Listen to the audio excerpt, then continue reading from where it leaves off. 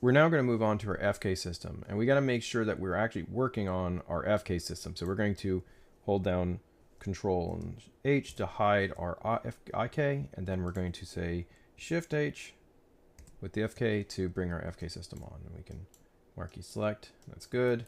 You could also hide our controls that we did for our ikSystem as well, but they shouldn't get too much into the way. Okay, so now we need to solve for two systems in here, the shoulder and the actual elbow.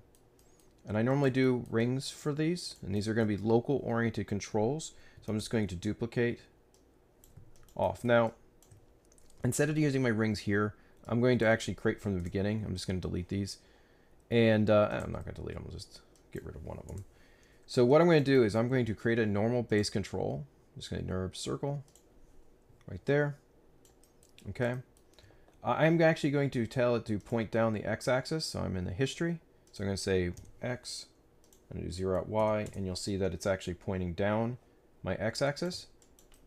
I am going to group this. This is just making that local oriented control. There we go. And now if I snap this up to my joint, this is what I want to control. So I'm going to select my joint. This is my driver, and I'm going to select my pad, which is my driven, and I'm going to do a parent constraint, but this time I'm going to actually turn the offset off. So when I apply, it actually snaps right up there, and I have my constraint. Now I just did this to move this joint up there. If you notice that now the control has the exact same orientation, you see X is facing down the axis, as my joint. I don't need this constraint anymore. I was just there for moving. So I can delete my constraint, and there we go. And we're going to name these controls after the joint it's going to influence. So here's the left arm FK. So I'm going to take that name and go to my group, and I'm going to say that this is going to be our pad or local orientation, and then this is going to be our icon right there. Okay. Now it's a little big at this point, so I can actually scale it down like so. There we go. And that actually looks pretty good. Now I do have transforms. I would want to freeze those out. We make sure we don't want any history on here either, so get rid of the history. And so why didn't I have to freeze transforms before on that? And that's because I moved my pad up here, my local pad. These values are never going anywhere. They're always going to be there. So in this case, I can actually just make as many of these as I want. And this is going to have all our garbage values for pointing down the axis. And now our control is going to have our perfect orientation. I could literally just rotate this and move it around. Okay, so we need to do this again for our elbow. We will not be doing this for our wrist because the wrist is actually part of the hand, and that's a different system. So we can create our circle, group it. I can also, while I'm going through, I can change on my curve. I can change my normal, say 1 on X, and that'll just make it so it's pointing down the X-axis. And here's a common thing people make mistakes on. You select your joint. This is our driver. It's going to be what we're going to be snapping something to. And then we hold down Command and select our group, not the control. So I hit apply with the offset turned off. Boom, it snaps. So think of the offset as snapping and not snapping. Right now we do want it to snap. And I can delete that constraint, and I can name these. This is O2 local. I see local, I know it has a different orientation. And I could say O2 icon. There we go. They're named. I can scale my control down to make it match the control better. And I can freeze transforms and delete history on it. Everything is good. Okay. So we're almost there. This is our control system for our arm.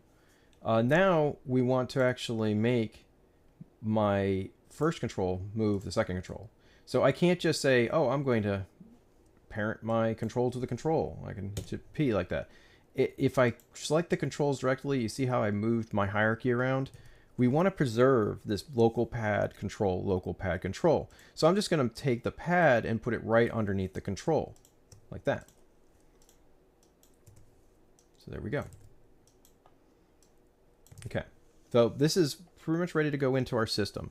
So now we want to actually manipulate the joint on our system. So we're going to select our control, and I pretty much have easy access. If you hid all your other systems, you can just shift select your fkSystem. I'm going to double check to make sure that I can only select my fkSystem in this case. So I could select my control, and even though I know I'm selecting my fkSystem, I don't trust it. I'm still going to say, okay, well, this is my driver is my control, my driven is my fk, and now instead I'm going to go into orient constraint. And an orient constraint just manipulates rotations.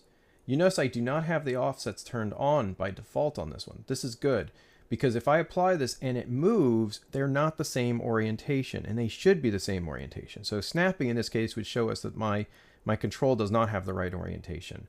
So I hit apply, and you see no movement. That's good. And now I'm going to select my second control. I see the second control, and then my second fk joint, and hit apply. Hit apply there. And it now should manipulate my arm. See? There it goes. And my fkSystem is working. The only other thing I need to do is that when I bring my shoulder up and down, this system needs to go with it. So I am going to bring back my clavicle control. I'm just going to hit Shift H. And when I lift this up and down, now with the IK, I didn't want the IK to stay behind, so I could put the hands on a table or something like that. In this case, this system should move. Now it's common to say, oh, let's select our control and shift select our clavicle control and hit P, but what you're doing is you're taking it away from our local pad. You'll notice all kinds of crazy values pop up, so that's wrong. We need to make sure we just drag it, take the pad and middle mouse drag it right under our clavicle control. Now you can see that it moves up and down, and that's good. That's what we want.